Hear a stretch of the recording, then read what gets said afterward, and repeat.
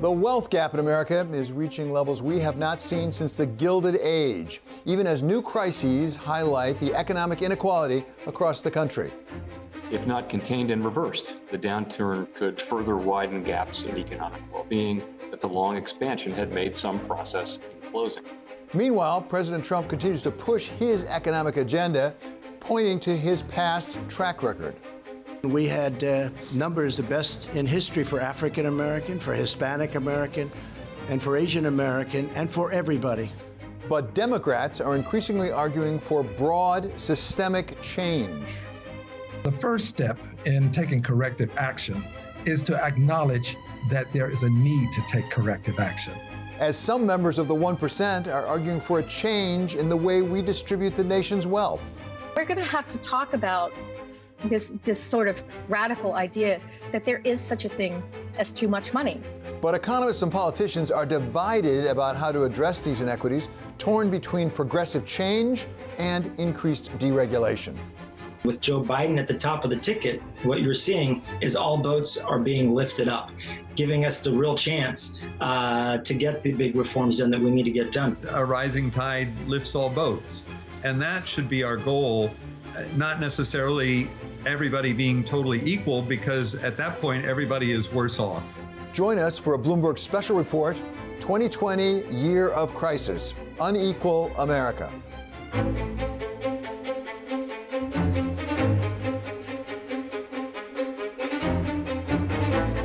Hello, I'm David Westin. As the coronavirus continues to prey on the most vulnerable among us, economic inequality is rising to levels we have not seen since the Gilded Age. Meanwhile, just over 4 months before the election, a renewed focus on systemic racism in America is changing the national discussion. It is forcing politicians to come up with tangible solutions to find a more equitable society.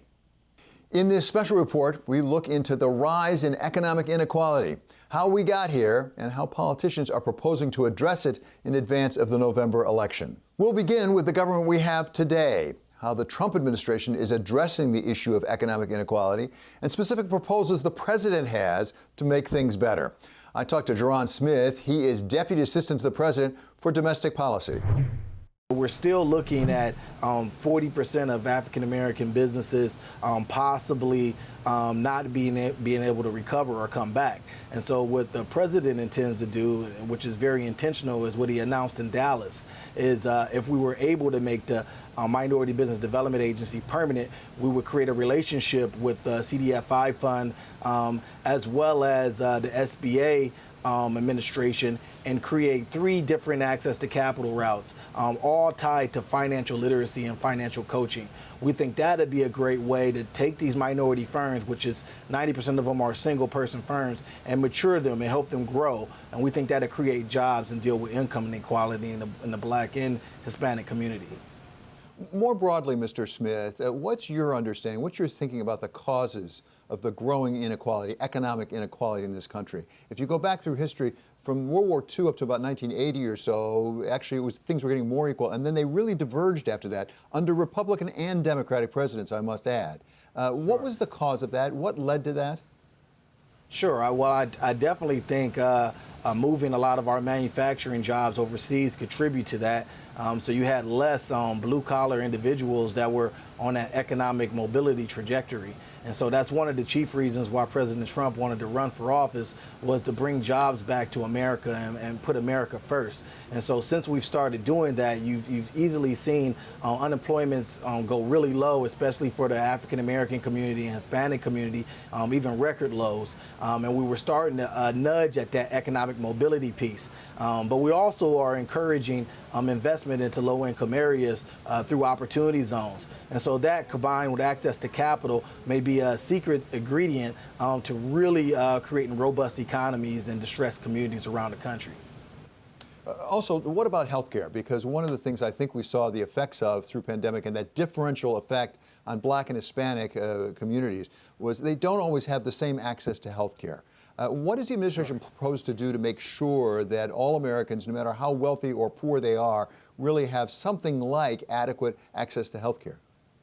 Sure. So we've done a lot of investment into telehealth as well as mobile health clinics. And so we'll continue to roll many of that out. But we also invested through the CARES Act $2 billion into community health centers around the country. And many of those are in minority communities and rural communities. On the other side of the aisle, congressional Democrats are focusing on health care and the ways that it differs for people according to their race and their socioeconomic status. I talked to Texas Congressman Al Green on the subject. The first step in taking corrective action is to acknowledge that there is a need to take corrective action. Here's what can be done about it.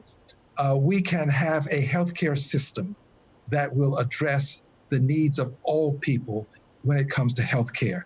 Healthcare should not be wealth care, such that those who are well off, well-heeled, and well-to-do will get the best healthcare in the world, and those who live in the streets of life, those who are among the least, the last, and the lost, they will get some degree of care.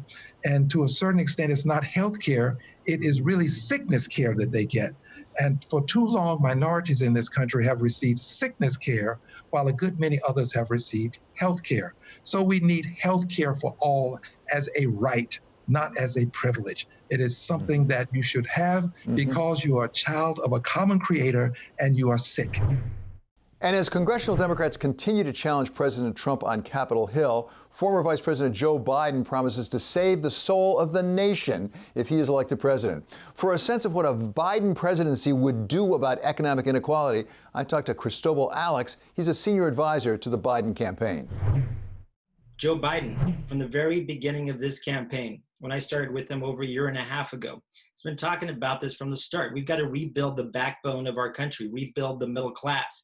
And what that means to Joe Biden is this time along, when we rebuild the middle class, everybody's going to come along. The question is, what does the system need to do to change? And why is Joe Biden the right person to do that? Because let's be frank, he's been part of the system for his entire adult life. I'll start off by saying that Joe Biden is somebody that knows how to get things done. What he's talking about doing is really lasting progressive change as president, beginning the minute that he sets foot in the Oval Office.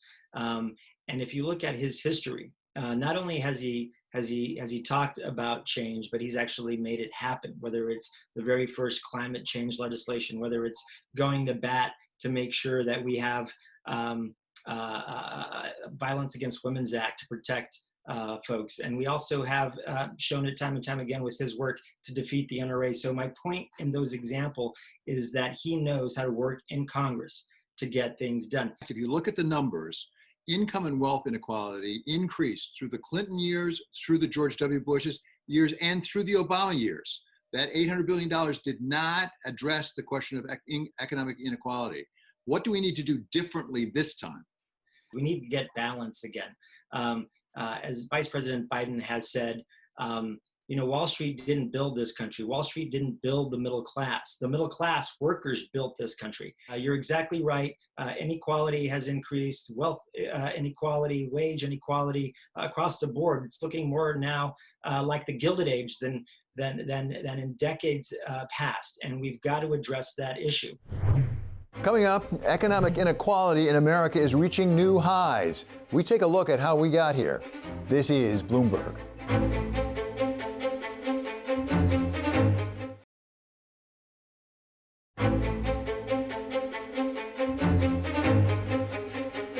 Welcome back to this Bloomberg Special 2020 Year of Crisis, Unequal America. I'm David Westin. From the campaign trail to the halls of Congress, America's wealth gap is a common topic of political discussion. But if you go back just less than a century ago, it was very different.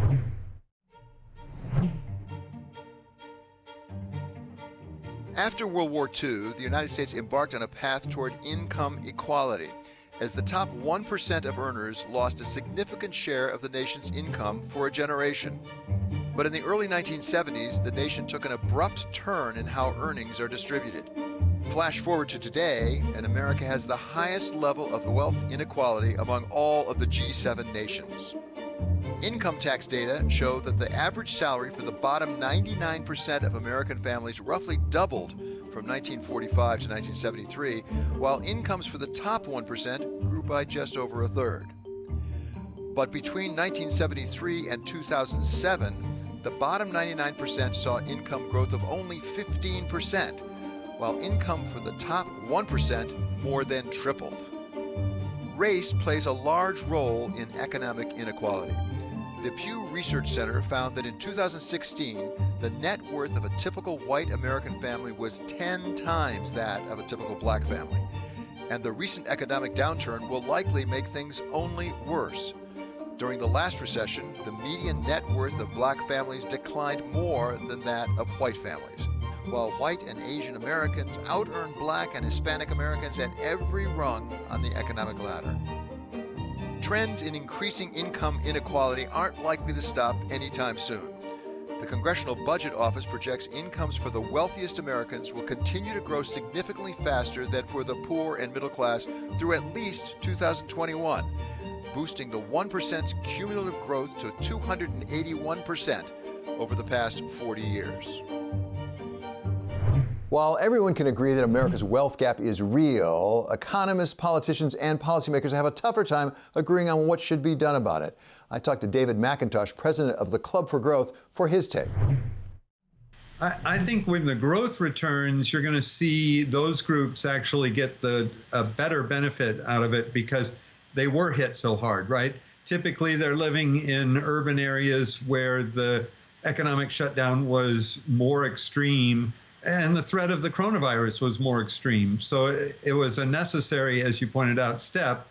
But unfortunately, the minorities that live in the inner city and in the close-in suburbs, they lost their jobs first. Is there an indication in history that, in fact, if you have less regulation, you will have a more equal distribution of economic goods? The problem with that is that if you really want to get total equality, they always level down, right? So that's how you can get to equality. And so what you need to do is have opportunity so everybody can see an increase and be better off. And that's what happened in the Reagan era. John Kennedy expressed it really well when he said, a rising tide lifts all boats. And that should be our goal, not necessarily everybody being totally equal, because at that point, everybody is worse off. Will this be an issue in the election, do you think? Is this something that President Trump can actually get votes on deregulation? It sounds, frankly, a little bit abstract, I think, to a lot of Americans. I think you're going to see other things dominate that, like law and order and a discussion about where we go from there. But it's absolutely necessary to hold back the red tape so that the economy can recover. And that is an election issue, right? People are going to ask themselves in November, okay, we just went through the coronavirus. We had to shut down our whole economy. Has the president got it back and running again? Or do we have a chance that next year is going to be better than last year? And if they can say yes to that, he's got a good chance to get reelected. If they see, no, we're still held back, people aren't allowed to open their business, we've got all this red tape and bureaucracy to deal with, I can't get a job, then people are going to be frustrated. But while some think that less government will lead to more equality, others say that we need more federal intervention to ensure that the economic recovery is distributed equally. Claudia Sahm, Director of Macroeconomic Policy at the Washington Center for Equitable Growth, says that it is the families and the small businesses who run the biggest risk of being left behind. Okay, we went into this recession, into this crisis, with an immense amount of income and wealth inequality. The way that we dealt with the Great Recession and the very slow recovery exacerbated those big problems. We have to learn the lesson this time so that that does not happen again. There was the double whammy, if I can put it that way, of the pandemic, which disproportionately affected particularly Black and Hispanic communities, as well as Native Americans, by the way. So they got hit really hard with that in terms of the disease, and then they got hit with the unemployment because last hired, first fired, their unemployment rate, particularly among Blacks, went up. So the question is, can we do something more than just get money to them? Can we change the system in such a way that can actually perpetuate sort of a return toward equality? We have three crises that we have seen in the last few months. So I agree, the public health, the economic crisis, and we saw in the last month a very severe racial justice issue in the United States. What you talked about, how minoritized groups are being even more hard hit. These numbers that we have, they're absolutely tragic. I mean, the job losses among Blacks are higher than whites. They always are. In this recession, the job losses among Hispanics or Latinx workers, they're really even hard to look at. We know how to make this better and even get to a better place in February, but if Congress and the administration doesn't really do something that's like good something, it will get worse. While millions of Americans continue to suffer, some of the wealthiest citizens are beginning to speak out about what the 1% might be able to do to help us have a more equitable society. I spoke with Abigail Disney. She's an Emmy award-winning documentary film producer as well as host of the podcast All Ears. She also happens to be the granddaughter of Roy Disney, the co-founder of the Walt Disney Company, and has spoken out from time to time on how that company may be making income inequality worse. We need a wealth tax. I frankly believe Elizabeth Warren is completely right about that. I think it is very easy to talk about a 1% or a 2% wealth tax that would generate so much value in this economy, given how much wealth is concentrated, and is sitting there not moving through the economy in ways that it really should, and certainly not supporting a valuing of work over ownership. So if we could move some of those assets that are just sitting there like stones in a mountain back into circulation in the economy, we would have money to fund schools. We would have money to fund all of the things that we have let erode over these last 50 years. One would say that if you go back to the Gilded Age, it took a fairly wealthy person who was part of the establishment to turn things around. Teddy Roosevelt in reform in the late 19th century, early 20th century. What's it going to take this time? Is it going to require some of the wealthiest among us to really step up and make a change? Because it is a systemic problem, as you suggest. It is going to require wealthy people to change the way they understand their relationship to the rest of the country. So we are going to have to teach our wealthy people to be different. We are going to have to show them all that they benefit. And we're going to have to talk about this sort of radical idea that there is such a thing as too much money. There is such a thing as too much money. And like, if we could get our wealthy class, they're always going to be bad actors, but for the most part, most people mean well, and most people want to be good people. And I think that overcoming of this idea that what you do and what you have has nothing to do with everybody else, if we could overcome that misconception, I think that wealthy people would be very supportive of behaving differently as citizens in a bigger society. Coming up, we go to the state and local level to talk about how this discussion about economic inequality could shape the November election. This is Bloomberg.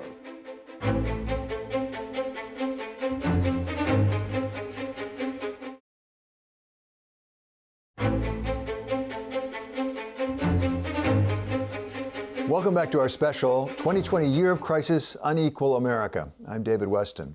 President Trump was elected on a wave of blue-collar support, but the middle class has continued to shrink during his administration and economic inequality has grown. Nevertheless, his supporters claim that he is the one to really address economic inequality in our country. T.W. Shannon, former Speaker of the Oklahoma House of Representatives, is one of those supporters. The wealth gap in this country actually closed under President Trump. It actually was one of the lowest that it had ever been.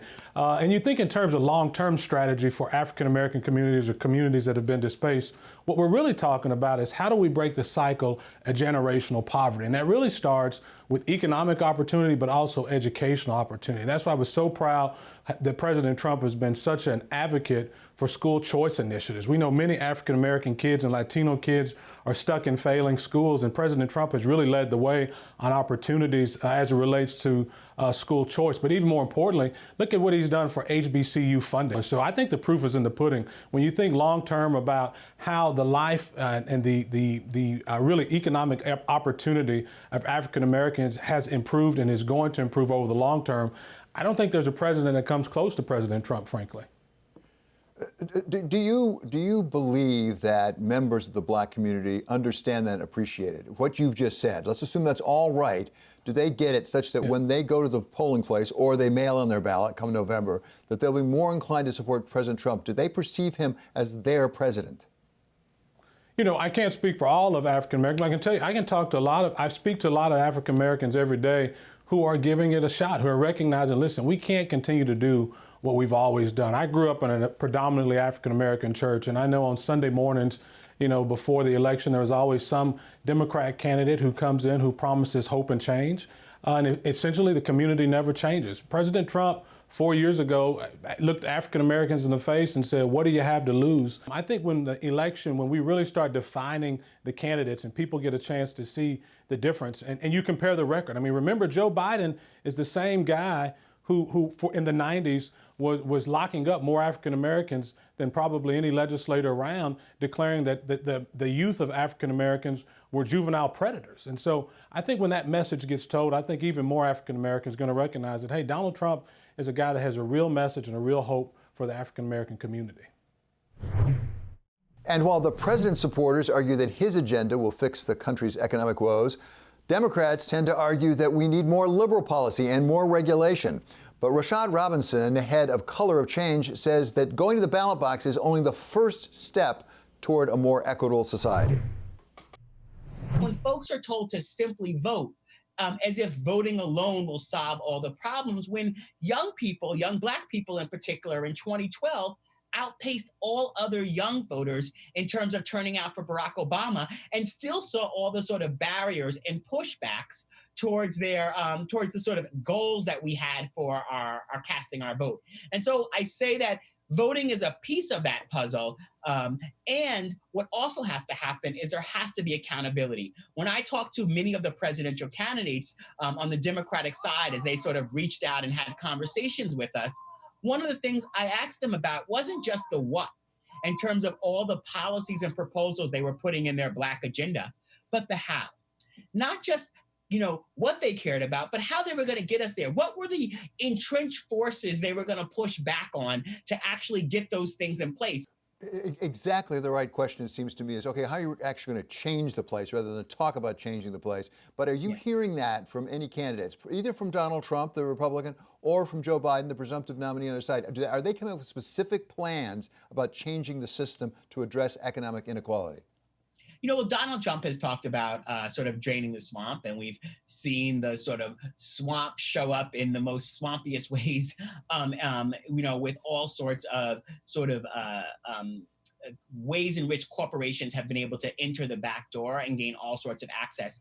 On the Democratic side, we're still sort of pushing Biden and pushing the Democrats around what is their agenda going to be as it relates to corporate power and holding corporations accountable. Since 1980, basically, the white and Black wealth gap has constantly expanded. And there's no amount of sort of like individual work a person can do to overcome those systemic barriers. Even while we may have more Black millionaires and billionaires than ever before, we see this sort of income inequality continue to expand. We see the sort of home ownership gaps continue to expand. And those are all related to rules. So what we need is not just sort of this idea that if we overlay a policy, it will help all communities, but a recognition that we need targeted resources. The same way that a policy for folks in Appalachia is not going to be the same thing for a policy for folks in New York City, the same thing is true for different communities from a racial perspective, gender perspective, and elsewhere. That wraps up today's special 2020 Year of Crisis, Unequal America. Be sure to stay tuned to Bloomberg Television and Radio for the latest news, information, and analysis 24 hours a day. I'm David Westin. This is Bloomberg. Stay safe.